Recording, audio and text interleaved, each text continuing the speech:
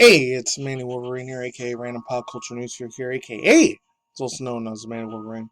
You guys are Wrestling Intruders, not to short channel. Follow me on Linktree and all my links just in case anything bad happens to this channel, like what almost happened last week, Sunday, Monday.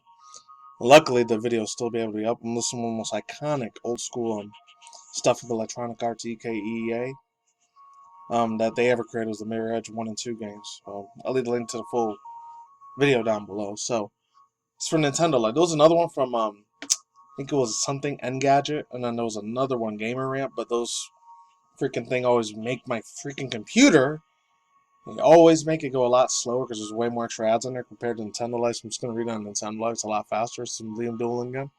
It's EA pursuing sales or mergers. Has apparently spoken to Comcast, Disney, Apple, and Amazon. This comes from Liam Doolin again. I'll leave the link to the description box down below if you want to read the whole thing yourself. And just real quick, and then there's another one 4 days old, but this one's almost 2 days old. It's a lot more recent. The Scrapped Ugly Sonic.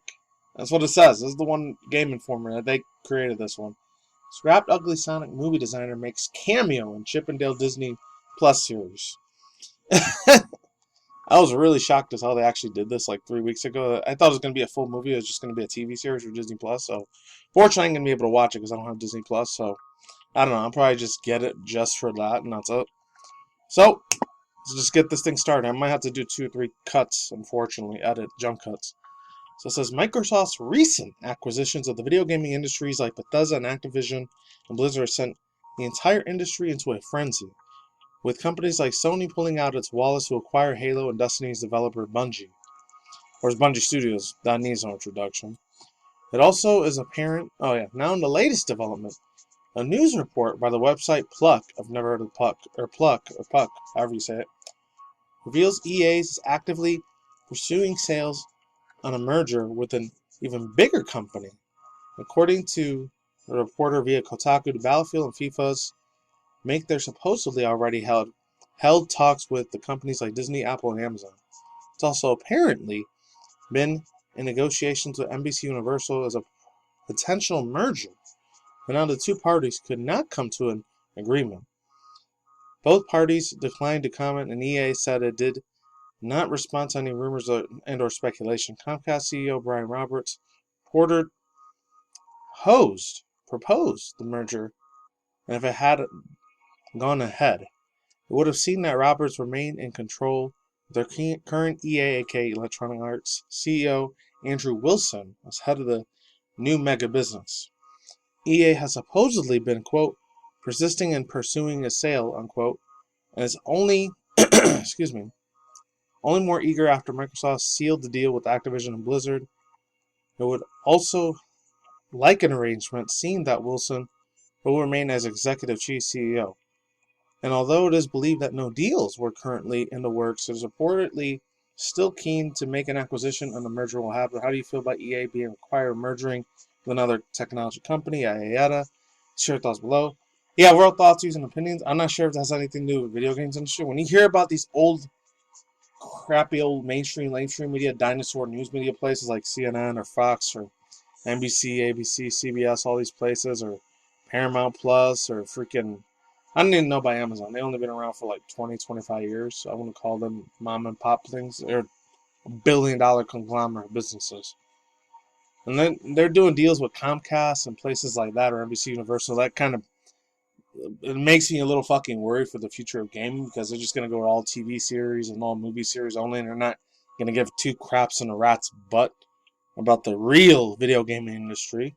But the way it is, they're probably just going to worry about NFTs and microtransactions and DLCs. They're just going to have everything as 100%. Oh no, you got to pay everything for this once every hour. And then they get you in those gotcha game moments. I have a feeling that's what EA is going to start doing, which is kind of effed up, to be honest. I'm really fucking upset about that. That's the route that they're going. Because they're a business company. They're just greedy little bastard motherfuckers. And only care about making money and profits and making their freaking little like Wall Street motherfucking buddies happy, being like the parasitic bastard pricks that they are. Sucks. That's just the fucking slavery world that we live in. Of course, they call them work and job occupations. In my personal opinion, that's just fucking being a good slave for all these billion-dollar elites, masters, Freemason motherfuckers. They only care about their money and their profits and their wealth, and then they're probably going to go on their $1 million yachts or somewhere outer space so get away from all the chaos that normies got to deal with every day. That's just how I fucking see it.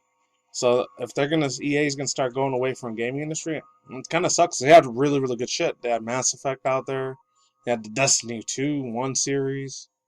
And then they had the Mirror's Edge shit. That was like one of their best ones, in my personal opinion. Dead Space, the two greatest franchises they ever made.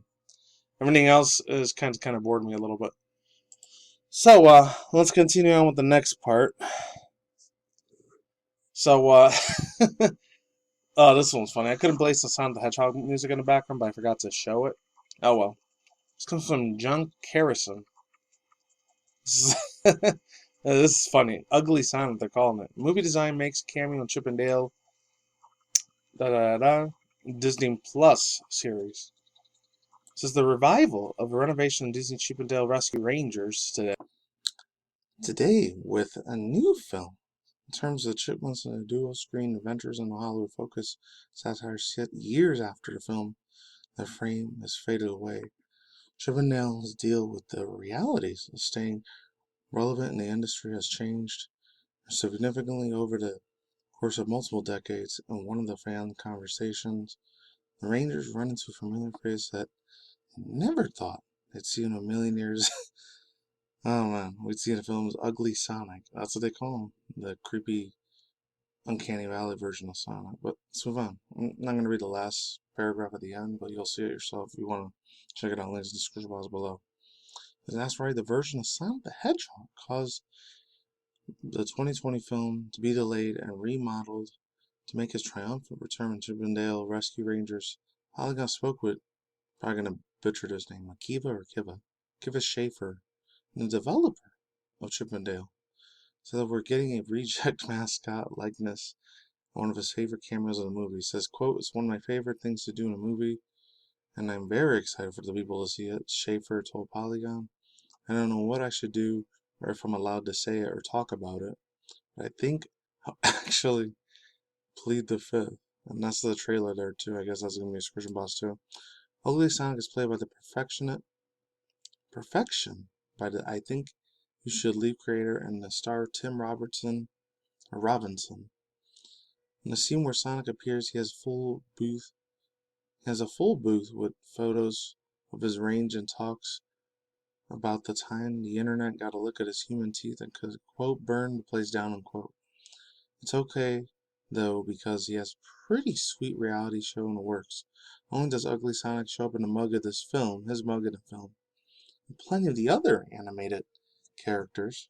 I totally forgot to keep playing my music, I don't know why. Other characters who also showed up as well in a way.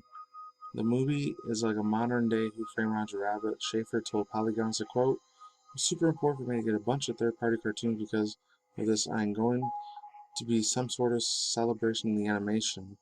I just can't think of a celebration of Disney's animations."